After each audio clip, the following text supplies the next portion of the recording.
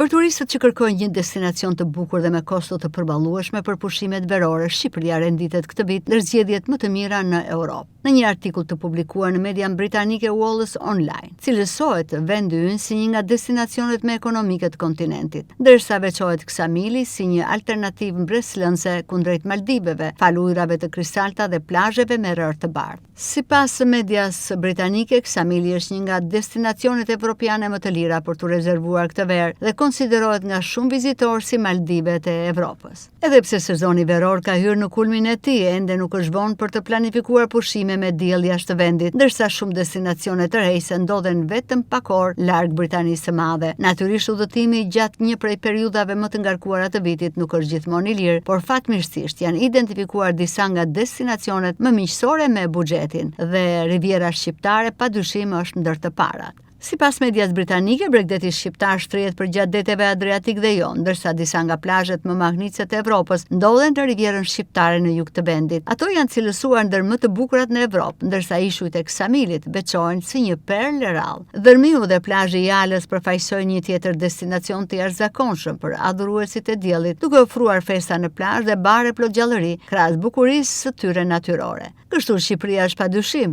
një nga destinacionet më të preferuara dhe një vend që meriton vëmendje.